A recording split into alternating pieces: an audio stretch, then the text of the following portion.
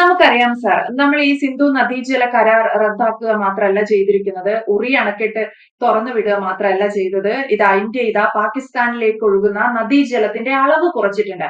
ഈ അളവ് കുറച്ചു കഴിഞ്ഞപ്പോൾ തന്നെ അവിടെയുള്ള നമുക്കറിയാം കൃഷി എന്ന് പറഞ്ഞിട്ട് നെല്ലും ഗോതമ്പും ഒക്കെ ആയിട്ട് ജീവിച്ചു പോകുന്ന ഒരുപാട് ആൾക്കാർ പാകിസ്ഥാനിലുണ്ട്. അവരുടെ ഒരു കൃഷി മാർഗം എന്ന് പറയുന്നത് ഇന്ത്യയിൽ നിന്ന് വരുന്ന ജലത്തെ ആശ്രയിച്ചിട്ടുള്ളതാണ്. അവരത് പലപ്പോഴും മറന്നു പോകുന്നുണ്ടെങ്കിൽ കൂടി അതാണ് ഒരു ഫാക്ട്. അപ്പം ഈ രീതിയിൽ ജീവിക്കുന്ന മനുഷ്യർക്ക് പെട്ടെന്ന് ഇന്ത്യ നദീജലത്തിന്റെ അളവ് കുറച്ചപ്പോൾ അതൊരു വലിയ തിരിച്ചടിയായി. പക്ഷെ ഇവരെ എന്ത് ചെയ്യണം എന്നറിയാതെ ഒരു നട്ടം തിരിയുന്ന ഒരു സാഹചര്യം ഉണ്ടാവുന്നു. ഇവരിപ്പോ ഒരു പാകിസ്ഥാനിൽ ഒരു ആഭ്യന്തര കലാപം ഉണ്ടാകുന്നു, അല്ലെങ്കിൽ അവിടുത്തെ ജനങ്ങൾ തെരുവ് പ്രക്ഷോഭം തുടങ്ങിയിരിക്കുന്നു എന്നുള്ള വാർത്തകളാണ് പുറത്തു വരുന്നത്. ഇന്ത്യക്കെതിരെയല്ല, പാകിസ്ഥാന്റെ ചില നിലപാടുകൾക്കെതിരെ എന്നാണ് അറിയാൻ സാധിക്കുന്നത്. അപ്പോൾ പാകിസ്ഥാൻ എടുക്കുന്ന ചില നിലപാടുകൾ കാരണം അവിടെയുള്ള സാധാരണക്കാർ ഇതിന്റെയൊക്കെ ഭവിഷ്യത്ത് അനുഭവിക്കേണ്ടി വരുന്നു എന്ന തിരിച്ചറിവാണ് ആ രാജ്യത്തെ ജനങ്ങൾക്കുണ്ടാകുന്നത് എന്ന് വേണ്ടേ കരുതാം.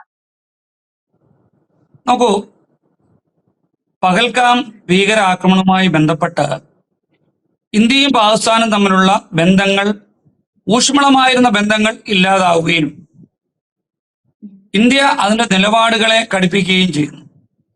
ഇന്ത്യക്ക് നഷ്ടമായത് 29ഓളം വരുന്ന ജീവനാണ് എന്ന് പറയുമ്പോൾ 29 കുടുംബങ്ങൾ, 29 കുടുംബം പോട്ടെ, ഒരു ജീവൻ എന്ന് പറയുന്നത് അതിന് തുല്യമായി പാകിസ്ഥാൻ എന്ത് കൊടുക്കാൻ സാധ്യമാകും?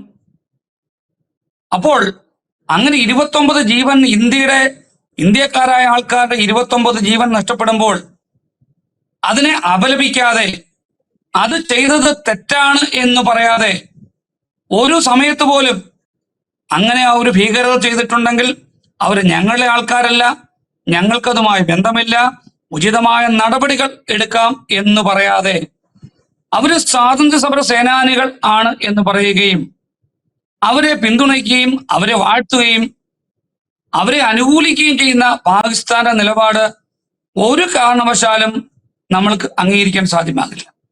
അത് പാകിസ്ഥാൻ എന്നല്ല, ഏത് ലോകരാഷ്ട്രമായാലും, ഇന്ത്യ ആയാലും നമ്മൾ ഇന്ത്യ മറ്റൊരു രാജ്യത്ത് ചെന്ന് അവിടുത്തെ ജനങ്ങളെ ആക്രമിച്ചു കൊല്ലുക, എന്നിട്ട് നമ്മളെ ഭീകരർക്ക് വേണ്ടി അല്ലെങ്കിൽ നമ്മൾ ചെയ്യുന്ന ആൾക്കാരെ അല്ലെങ്കിൽ നമ്മൾ ചെയ്യുന്ന ചെയ്തികളെ ന്യായീകരിക്കുക, അത് ഒരു കാരണവശാലും അംഗീകരിക്കാൻ സാധ്യമാകില്ല. അതിന്റെ ഫലമായിട്ടാണ് ഇന്ത്യ ചില കടുത്ത നടപടികൾ എടുത്തിട്ടുള്ളത്. വളരെ നീണ്ട കാലത്തിന് മുന്നേയുള്ള നദീജല കരാറുകൾ ഇല്ലാതാക്കുന്നു. ഇന്ത്യയും പാകിസ്ഥാനും തമ്മിലുള്ള അട്ടാരി അതിർത്തി അടയ്ക്കുന്നു. ഇന്ത്യയിലുള്ള പാകിസ്ഥാൻകാര് നിങ്ങൾ നാട് വിട്ടു പോകണം എന്ന് പറയുന്നു. എന്തുകൊണ്ടാണ്? പാകിസ്ഥാന്റെ നിലപാട് ഈ പറയുന്ന ഭീകരർക്ക് അനുകൂലമാണ്.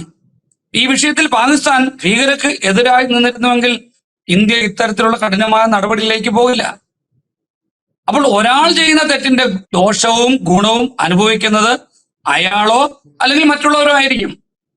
ഒരു ഭരണാധിപൻ എന്ന നിലയിൽ പാകിസ്ഥാന്റെ പ്രധാനമന്ത്രിയോ പ്രസിഡന്റോ ആ ഭരണസമിതിയോ ആ ഭരണകർത്താക്കൾ ചെയ്യുന്ന തെറ്റുകൾ, അതിന്റെ ഫലം ആ രാജ്യത്തെ ജനങ്ങളിൽ അല്ലെങ്കിൽ അവർ അനുഭവിക്കേണ്ടി വരുന്നു എങ്കിൽ അതിന് ഉത്തരവാദിത്വം പാകിസ്ഥാന്റെ നേതാക്കന്മാർക്ക് തന്നെയാണ്, പാകിസ്ഥാന്റെ ഭരണകൂടത്തിന് തന്നെയാണ്. നമ്മളെ സംബന്ധിച്ച്, ഇന്ത്യയെ സംബന്ധിച്ച് ഈ വിഷയത്തിൽ ഇടപെടാതിരിക്കാൻ സാധ്യമാകില്ല, കർശനമായ നടപടികൾ എടുക്കാതിരിക്കാൻ സാധ്യമല്ല. നമുക്കറിയാം, ഇന്ത്യ ഉണ്ടാക്കിയതല്ല, പാകിസ്ഥാൻ നമ്മളെ മുന്നിലേക്ക് കൊണ്ടുവന്ന് നമ്മളെ അതിലേക്ക് വലിച്ചിഴച്ചതാണ്. സമാനമായ യുദ്ധത്തിലേക്ക് പോവുകയാണെങ്കിൽ പോലും നമ്മൾക്ക് എന്ത് ചെയ്യാൻ ആശങ്കപ്പെടാൻ പറ്റില്ല. അപ്പോഴാണ് നമ്മളുടെ ജലം ലഭ്യമല്ലാത്തത് കൊണ്ട് പാകിസ്ഥാനിൽ ഒരു വിഷയമുണ്ടായാൽ, ആഭ്യന്തര കലാപം ഉണ്ടായാൽ അതിന് ഉത്തരവാദി പാകിസ്ഥാൻ തന്നെയാണ്, ആ ഭരണകൂടം തന്നെയാണ്. ചോദ്യം ചെയ്യേണ്ടത് പാകിസ്ഥാനിലെ ജനങ്ങൾ ചോദ്യം ചെയ്യേണ്ടത് പാകിസ്ഥാനിലെ ഭരണകൂടത്തെ തന്നെയാണ്. നിങ്ങളുടെ ചെയ്തികൾ, നിങ്ങൾ ചെയ്ത അല്ലെങ്കിൽ നിങ്ങൾ സപ്പോർട്ട് ചെയ്ത, നിങ്ങൾ അനുകൂലിച്ച വിഷയവുമായി ബന്ധപ്പെട്ട് ഞങ്ങൾക്ക് ഇത്തരത്തിൽ പ്രശ്നമുണ്ടായിട്ടുണ്ടെങ്കിൽ ആ പ്രശ്നം പരിഹരിക്കേണ്ടത് പാകിസ്ഥാനിലെ ഭരണാധികാരികളാണ്. ആ ഭരണാധികാരികളോട് അവിടുത്തെ ജനങ്ങൾ ചോദിച്ചുവെങ്കിൽ അവർ സമരത്തിനിറങ്ങിയെങ്കിൽ, അവർ പ്രക്ഷോഭം സംഘടിപ്പിച്ചുവെങ്കിൽ അത് അർഹിക്കുന്ന ഒരു ദൈവിക നീതി എന്ന് നമ്മൾ പറയും, ഒരു കാവ്യനീതി എന്നൊക്കെ മലയാളത്തിൽ പറയും, കവികൾ പറയും. അതിന് സമാനമാണ്. ഈ വിഷയത്തിൽ ഒന്ന് അപലപിച്ചിരുന്നെങ്കിൽ, ഞങ്ങൾ ഒരു ഉചിതമായ തീരുമാനമെടുക്കാമെന്ന് പറഞ്ഞിരുന്നെങ്കിൽ, നടപടി എടുക്കാം എന്ന് പാകിസ്ഥാനിലെ അധികാരികൾ പറഞ്ഞിരുന്നെങ്കിൽ ഈ വിഷയം ലഘൂകരിക്കപ്പെട്ടേനെ. ഇപ്പൊ നോക്കൂ, സംഭവിക്കാൻ പോകുന്നത് എന്താണ്? പാകിസ്ഥാനെ ചൈന സപ്പോർട്ട് ചെയ്യുന്നു. ഞങ്ങളുടെ ഏറ്റവും അടുത്ത ആളാണ്, ഞങ്ങൾ പഴയ കാലഘട്ടം മുതലേ ഒരുമിച്ച് പ്രവർത്തിച്ചവരാണ്. അവരുടെ പരമാധികാരത്തെ എതിർക്കുവാൻ അല്ലെങ്കിൽ പരമാധികാരത്തിനെതിരെ ആരെങ്കിലും നടപടിയെടുത്താൽ ഞങ്ങൾ അതിനെ എതിർക്കും എന്ന് പറയും. അറബ് രാജ്യങ്ങളൊക്കെയും ഇന്ത്യയെ വിളിച്ചിട്ട്, മുസ്ലിം രാഷ്ട്രങ്ങളാണ് അറബ് രാജ്യങ്ങൾ, അവര് പറയുന്നു ഈ പറയുന്ന നീച പ്രവൃത്തിയെ ഞങ്ങൾ അനുകൂലിക്കുന്നില്ല എന്ന് പറയുന്നു. അത് ഇന്ത്യയെ സപ്പോർട്ട് ചെയ്യുന്നു എന്ന് പറയണ്ട, പക്ഷെ അവർ പറയുന്നു അങ്ങനെയുള്ള വിഷയത്തെ അല്ലെങ്കിൽ ഈ വിഷയത്തിൽ ഞങ്ങൾ അപലപിക്കുന്നു, ഞങ്ങൾ ഈ വിഷയത്തിൽ എതിരാണ്.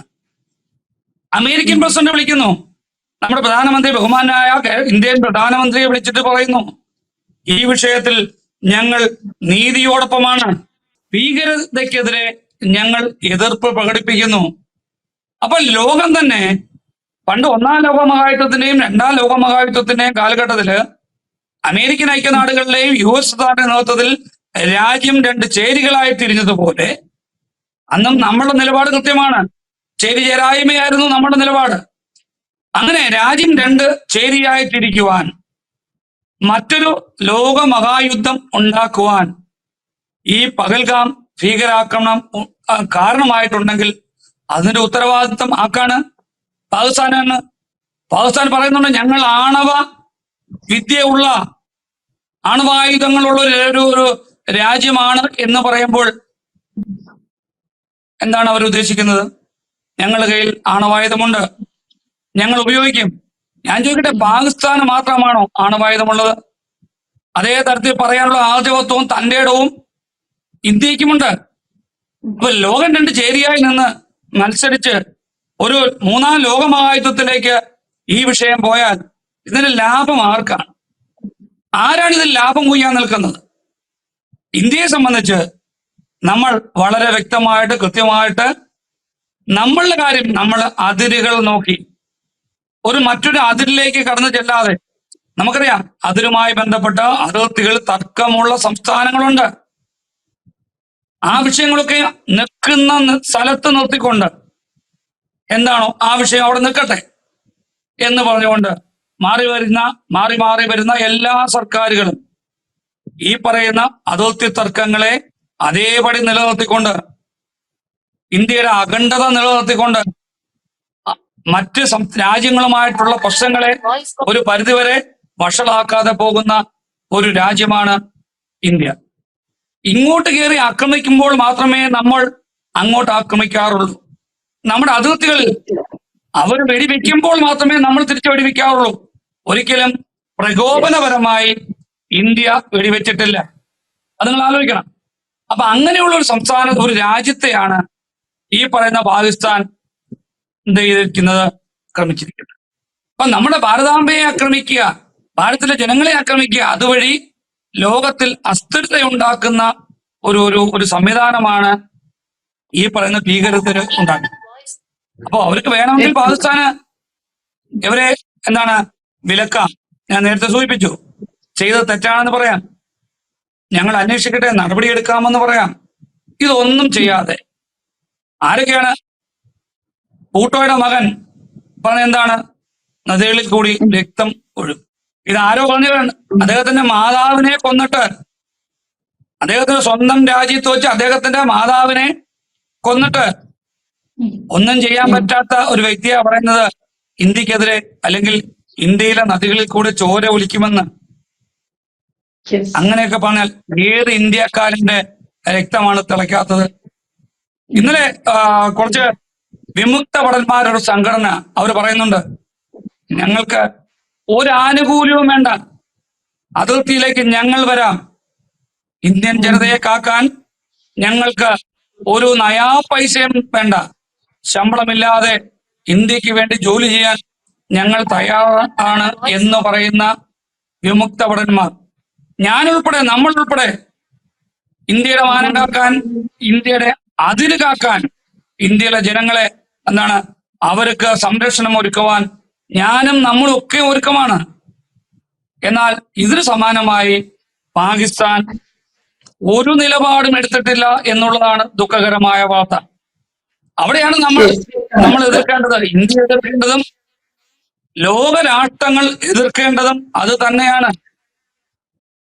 ഈ നിലപാടിൽ വ്യസനം അനുഭവിക്കുന്നത്, പ്രയാസം അനുഭവിക്കുന്നത്, ബുദ്ധിമുട്ടുണ്ടായിരിക്കുന്നത് ഇന്ത്യൻ ജനതയാണ്.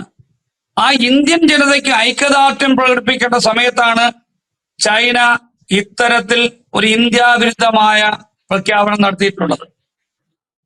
അപ്പൊ അത് നമുക്ക് ചെയ്യാൻ ഒന്നേ ഉള്ളൂ. ചൈനയെ ഉൾപ്പെടെയുള്ള രാജ്യങ്ങളെ അല്ലെങ്കിൽ ചൈനയുടെ ഉൽപ്പന്നങ്ങളെ ഇന്ത്യയിലേക്ക് വേണ്ട എന്ന് പറയുക, സ്വയം പര്യാപ്തമാക്കുവാനുള്ള നടപടികളുമായി നമ്മൾ മുന്നോട്ട് പോവുക. സ്വയം രക്ഷ അത് നമുക്ക് വേണം. അതിനുള്ള നടപടികൾ ആ കാര്യത്തില് അല്ല, ഞാൻ പറഞ്ഞ അവസാനിപ്പിക്കാൻ ചെയ്തു. നോക്കൂ, ഇന്ത്യയെ സംബന്ധിച്ച് ഇന്ത്യയുടെ പരമാധികാരവും ഇന്ത്യൻ ജനങ്ങളെ സംരക്ഷിക്കേണ്ട ഉത്തരവാദിത്വവും ഇന്ത്യൻ ഭരണകൂടത്തിനാണ്. അതിൽ ഇന്ത്യൻ ഭരണകൂടം എടുക്കുന്ന ഏത് നിലപാടുകൾക്കൊപ്പവും ഇന്ത്യയിലെ എല്ലാ രാഷ്ട്രീയ പ്രസ്ഥാനവും നിലനിൽക്കും, കേരളത്തിലെ ഇടതുപക്ഷവും നിലനിൽക്കും. അതിന് യാതൊരു അഭിപ്രായ വ്യത്യാസവും ഇല്ല. യെസ്, എന്തായാലും വ്യക്തമാണ് സാർ. സാർ ഈ പറഞ്ഞതുപോലെ ഇന്ത്യ എടുക്കുന്ന എല്ലാ നിലപാടിനും ഇന്ത്യക്കൊപ്പം നിൽക്കുക എന്നുള്ളതാണ് നമുക്ക് ചെയ്യാൻ കഴിയുന്ന ഒരു ദേശസ്നേഹം പ്രകടിപ്പിക്കാൻ സാധിക്കുന്ന ഒരു രീതി എന്ന് എനിക്ക് തോന്നുന്നു. അത് തന്നെയാണ് താങ്കൾ പറഞ്ഞു വയ്ക്കുന്നത്. എന്തായാലും വ്യക്തമാണ്. സമയപരിമിതി കൊണ്ട് മാത്രം നമ്മൾ ഇവിടെ അവസാനിപ്പിക്കുകയാണ്. Thank you sir.